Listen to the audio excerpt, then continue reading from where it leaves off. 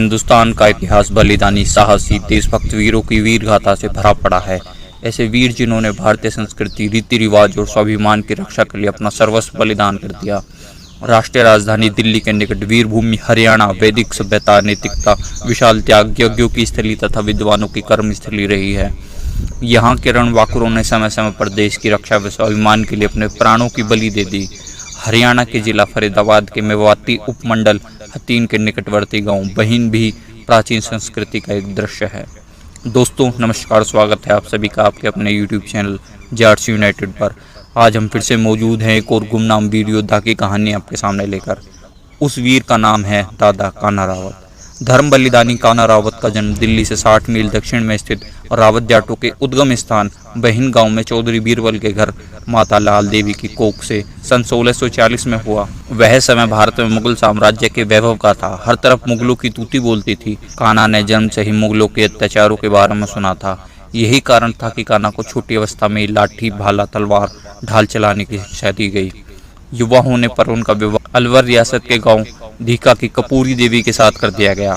उनके 2 पुत्र हुए, लेकिन शीघ्र ही कपूर देवी स्वर्ग से धार गईं। कपूरी देवी के चल बसने के बाद रिश्तेदारों के आग्रह पर कान्हा ने गुड़गांव जिले के ग्राम घरोट निवासी उदय सिंह की पुत्री तारावती को दूसरी जीवन संगिनी बनाने का निर्णय लिया। लेकिन कान्हा के भाग्य में कुछ और ही लिखा था। जिस दिन कान्हा घरोट से तारावती का गोना लेकर आए, उसी दिन बहिन के रावतों को मुगलों ने घेर लिया। वीर कान्हा और तारावती अपने होने से पहले ही बेगाने हो गए।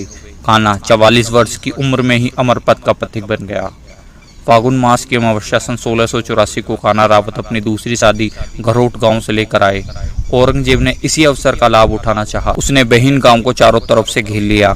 जब कान्हा रावत ने नवेली दुल्हन तारावती को लेकर बहिन पहुंचा तो मुगल सेना को देखकर दंग रह गया। कान्हा रावत को इस्लाम धर्म स्वीकार करने के लिए बहुत प्रलोभन दिए गए, परंतु मातृभूमि के मत वाले को गुलामी की जंजीरें मंजूर नहीं थीं।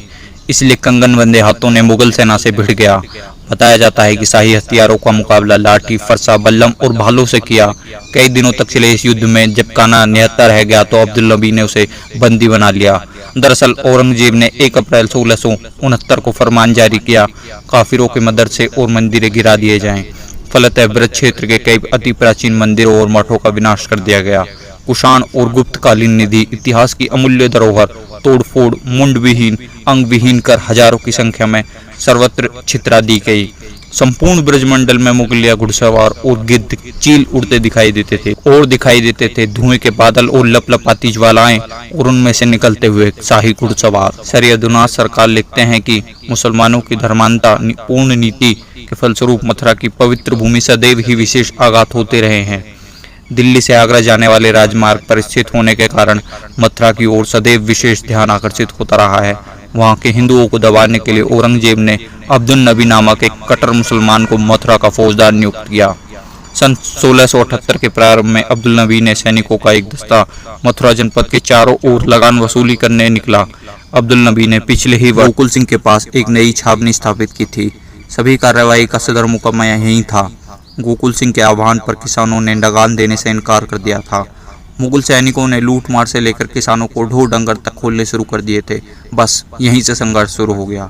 मुगल साम्राज्य के राजपूत सेवक भी अंदर ही अंदर असंतुष्ट होने लगे थे, परंतु जैसा कि दलपत विलास के लेखक दलपत सिंह ने स्पष्ट कहा है कि राजपूत नेतागण मुगल शासन के विरुद्ध विद्रोह करने की हिम्मत न कर सके। अहिंसक धार्मिक नीति के विरुद्ध विद्रोह का बेड़ा उठाने का श्रेय उत्तर प्रदेश के कुछ जाट नेता और जमींदारों को ही प्राप्त हुआ। आगरा, मथुरा, अलीगढ़ इसमें अग्रणी रहे। शाहजहां के अंतिम वर्षों में उत्तराधिकारी युद्ध के समय जाट नेता वीर नंदराम ने शोषण करने वाली धार्मिक नीति के विरोध में लगान देने से इनकार कर दिया और विरोध का झंडा लहराया। तत्पश्चात वीर नंदराम का स्थान उदय सिंह और वीर गोकुला ने स्थान ग्रहण किया। इतिहास के इस तथ्य को स्वीकार करना पड़ेगा कि राठौर वीर दुर्गादास के पहले ही उत्तर प्रदेश जाट वीरों को कट्टरपंथी मुगल सम्राटों की अहिंसक नीतियों का पूर्वाभास हो चुका था। गोकुल सिंह मथुरा, वृंदावन, गोवर्धन तथा हिंडौन के और महावन की समस्त हिंदू जनता के नेता थे। तिलपत की गढ़ी उसका केंद्र थी। जब कोई मुगल सेनापति उन्हें परास्त नहीं कर सका और अंत में सम्राट औरंगजेब को स्वयं एक विशाल सेना लेकर जन आक्रोश का दमन करना पड़ा था। गोकुल जाट ने अथक साहस का परिचय देकर मथुरा, सौंक, भरतपुर, कामा, डींग, गोवर्धन, छठीकरा, चांट, सुरीर, छाता, भिड़ुकी, होडल, हसनपुर, सौंद, बंचारी, मीतरौल, कोट, उटावड़, रूपडाका, कोंडल, गहलब, नई, बिछोर के पंचों व मुखिया को रावतपाल के बड़े गांव बहीन के बंगले पर एकत्र कर विशाल पंचायत बुलाई। इस पंचायत में औरंगजेब से निपटने की योजना तैयार की गई। इस पंचायत में बलवीर सिंह ने गोकुला जाट को आश्वासन दिया कि वे अपनी आन बान शान के लिए अपने प्राणों तक को न्यौछावर कर देंगे, लेकिन विदेशी आक्रांताओं के समक्ष कभी नहीं झुकेंगे। युद्ध करने की समय सीमा तय हो गई। जंगल की आग की तरह यह खबर विदेशी आक्रांता औरंगजेब तक पहुंच गई। उसने अपना सेनापति शेर खान को तुरंत बहीन भेजा। माह की काली घनी अंधेरी रात में देवराज इंद्र द्वारा किसानों की फसलों के लिए बरस रहे मेघों की बूंदों, काले बादलों के बीच नागन की तरह चमकती बिजली, जानलेवा कड़कड़ाती शीतलहर में गांव के चुनिंदा लोग वर्णित पंचायत के किए गए फैसले की तैयारी कर रहे थे कि अचानक गांव के चौकीदार चंदू बारिया ने औरंगजेब के सेनापति शेर खान के आने की सूचना दी। बंगले पर विराजमान वृद्धों ने भारतीय संस्कृति रीति रिवाजों के अनुसार शेर खान को आदर सहित बंगले पर बुलाया तथा उसे आने का कारण पूछा। शेर खान साहब मिजाज से वृद्धों का अपमान करता हुआ बोला, हम बादशाह औरंगजेब का फरमान लेकर आए हैं। यहाँ के लोग सीधे साधे ढंग से इस्लाम धर्म स्वीकार करते हैं तो तुम्हारे मुखिया को नवाब की उपाधि से सम्मानित करेंगे। खास चेतावनी यह है कि यदि तुम लोगों ने गोकुला जाट का साथ दिया तो अंजाम बहुत बुरा होगा। इनकी बात सुनकर कान्हा रावत वहां से उठे और अपनी निजी बैठक में गए और भाला लेकर वापस शेर खान पर टूट पड़े। गांव के वृद्धों ने उसे रोकने का प्रयास किया, लेकिन वे असफल रहे। उधर शेर खान ने भी अपने साथियों को आदेश दे दिया कि इस छोकरे को शीघ्र काबू में लेकर बंदी बनाए। कान्हा रावत का उत्साह देखकर उसके युवा साथी भी लाठी, बल्लम आदि शस्त्र लेकर टूट पड़े। युवाओं ने उन सैनिकों को वहां से भगाकर ही दम लिया। तारावती को लाने से पूर्व रावतों के 5 गांव पहीन, नागल जाट, अगलोब, पहाड़ी और मानपुर की एक महापंचायत हुई, जिसमें कान्हा रावत की अध्यक्षता में ये निर्णय लिए गए। पहला, हम अपना हिंदू वैदिक धर्म नहीं बदलेंगे। दूसरा, मुसलमानों के साथ खाना नहीं खाएंगे। और तीसरा, कृषि कर अदा नहीं करेंगे। रावत पंचायत के निर्णयों की खबर जब औरंगजेब को लगी तो वह क्रोध से आग बबूला हो उठा। उसने अब्दुल नबी सेनापति के अधीन एक बहुत बड़ी सेना बहीन पर आक्रमण के लिए भेजी। सन 1684 में बहीन गांव को चारों तरफ से घेर लिया गया। रावत और मुगल सेना में युद्ध छिड़ गया। रावत जाटों ने मुगल सेना के छक्के छुड़ा दिए। यदि फिरोजपुर झिरका से मुगलों की नई सैनिक टुकड़ी का सहारा नहीं मिलता तो मैदान रावत जाटों के हाथ में रहता, लेकिन मुगलों की बहुसंख्यक हथियारों से सुसज्जित सेना और आगे सशस्त्र विहीन रावत जाट आखिर कब तक मुकाबला करते। इस युद्ध में 5 रावत गांवों के अलावा अन्य रावत भी जाट लड़े थे और अनुमानित 2000 से अधिक रावत वीरगति को प्राप्त हुए थे। रावत जाटों के नेता कान्हा रावत को गिरफ्तार कर लिया। 7 फुटे लंबे तगड़े बलशाली युवक कान्हा रावत को गिरफ्तार करके मोटी जंजीरों में जकड़ लिया गया। उनके पैरों में बेड़ी, हाथों में हथकड़ी और गले में चक्की के पाट डालकर कैद करके दिल्ली लाया गया। वहां उनको अजमेरी गेट की जेल में बंद कर दिया गया। उसी जेल के आगे एक गड्ढा खोदा गया। कान्हा को प्रतिदिन उस गड्ढे में गाड़ा जाता और अमानवीय यातनाएं दी जाती, लेकिन वह इन अत्याचारों से टस से मस भी नहीं हुआ। शेर पिंजड़े में बंद होकर भी दहाड़ रहा था। जिंदा रहा तो फिर क्रांति की आग सुलगाऊं। रावतों के इतिहास के लेखक सुखीराम लिखते हैं कि कान्हा रावत के कष्टों की दास्ता से निर्दयी औरंगजेब का दिल भी पसीज गया। एक दिन वह प्रातः काल की बेला में अजमेरी गेट की जेल गया और कान्हा रावत की हालत देखकर बोला, वीर रावत, मैं तुम्हारी वीरता का कायल हूँ और तुम्हें माफ करना चाहता हूँ।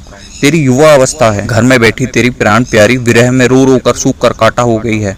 तेरी माँ, बहन और रिश्तेदार बेहाल हैं। बहुत दिनों से रावतों के घर में दीपक नहीं जले हैं, किसी ने भी भरपेट खाना नहीं खाया है। तुम्हारे जैसा 7 फुट का होनहार जवान अपने दिल की उमंगों को साथ लिए जा रहा है। मुझे इसका अफसोस है। अरे पगले, अपने ऊपर और अपनों पर रहम कर। यदि तू मेरी बात मान ले तो मैं तुझे जागीर दे सकता हूँ, सेनापति बना सकता हूँ, तेरी मांगी मुराद पूरी हो सकती है। मेरे साथ चल, बाल कटवा, नहा दो, अच्छे कपड़े पहन, दोनों साथ मिलकर खाना खाएंगे। अब बहुत हो चुका, तेरी हिम्मत ने मुझे हरा दिया है, अब दोस्ती का हाथ बढ़ा दे। औरंगजेब की बात सुनकर वीर कान्हा रावत ने जवाब दिया था, बादशाह, तुम्हारा परिश्रम व्यर्थ है। खाना ही खाना होता, जागीरें ही लेनी होती तो यहाँ इस तरह नहीं आता, इतना जान माल का नुकसान ही नहीं होता। मैंने सब कुछ सोच विचार कर ही यह करने का निश्चय किया। तुम ज्यादा से ज्यादा मुझे फांसी ही तो लगवा सकते हो, गोली से मरवा सकते हो या जमीन में दफना सकते हो, लेकिन मेरे अंदर विद्यमान स्वाभिमान तथा देश व धर्म के प्रति प्रेम को तुम नहीं मार सकते। हाँ, यदि तुम्हें मुझ पर रहम आता है तो मुझे बिना शर्त रिहा करते। औरंगजेब अपमान का घूंट पीकर चला गया। कान्हा रावत ने औरंगजेब के साथ खाना खाने से इनकार कर दिया। उसको अपना धर्म त्यागना भी स्वीकार नहीं था। उसने अब्दुल नबी, मुगल सेनापति के विरोध में उठने वाले किसान आंदोलन को नंदराम और गोकुला के साथ मिलकर हवा दी थी। इस जाट वीर ने प्राण भय से स्वधर्म और संघर्ष नहीं छोड़ा। उसने जजिया कर के खिलाफ डटकर लड़ाई लड़ी थी। एक दिन बड़ी मुश्किल से मिलने की इजाजत लेकर कान्हा का छोटा भाई दलसा उससे मिलने के लिए आया। उस समय कान्हा के पैर जांघों तक जमीन में दबाए हुए थे तथा हाथ जंजीरों में जकड़े हुए थे। कोड़ों की मार से उसका शरीर सूख कर कांटा हो गया था। दलसा से यह दृश्य देखा नहीं गया तो उसने कान्हा से कहा, भाई अब छोड़ दे। तब कान्हा तिलमिला उठा और बोला, अरे दलसा, यह तू कह रहा है? क्या तू मेरा भाई है? क्या तू रावतों की शान में कायरता का कलंक लगाना चाहता है? मैंने तो सोचा था कि मेरा भाई अब्दुल नबी की मौत की सूचना लेकर मेरे पास आया होगा ताकि मैं शांति से मर सकूं। मैंने तो सोचा था कि मेरे भाई ने मेरा प्रतिशोध ले लिया है। मैंने सोचा कि तो रोताई रावत पाल का कोई हाल सुनाने आया है और मेरा संदेश लेने आया है। लेकिन तुझे धिक्कार है, तू यहाँ आने से पहले ही मर क्यों नहीं गया? तूने मेरी आत्मा को छलनी कर दिया है। कान्हा का छोटा भाई दलसा कान्हा को प्रणाम कर माफी मांगकर वापस गया। कान्हा रावत के छोटे भाई दलसा ने रावतों के अतिरिक्त उस क्षेत्र के अनेक गांवों के जाटों को इकट्ठा कर अब्दुल नबी पर हमला बोल दिया। यह खबर कान्हा रावत को उनकी मृत्यु से एक दिन पहले ही मिली। इस खबर से कान्हा को बड़ी आत्मिक शांति मिली। इस घटना के बाद औरंगजेब ने कान्हा रावत पर जुल्म बढ़ा दिए। अंत में चैत्र अमावस 1684 को वीरवर कान्हा रावत को जिंदा ही जमीन में गाड़ दिया गया। वह देशभक्त हिंदू धर्म की खातिर शहीद होकर अमृतत्व को प्राप्त कर गया। कान्हा रावत के बलिदान ने दिल्ली के चारों तरफ बसे जाटों को जगा दिया।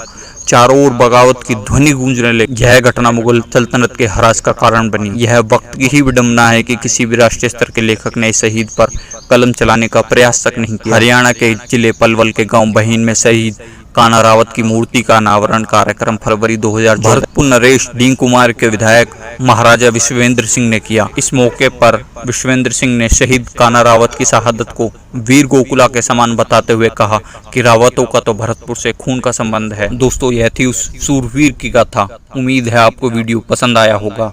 अगर आपको वीडियो पसंद आया है तो वीडियो को लाइक करें, ज़्यादा से ज़्यादा लोगों के साथ इसे शेयर करें और अभी तक आपने हमारा चैनल सब्सक्राइब नहीं किया है तो चैनल को भी सब्सक्राइब करें। मिलते हैं जल्द किसी ऐसी अन्य वीडियो के साथ। जय हिंद, जय भारत, जय जाट एकता।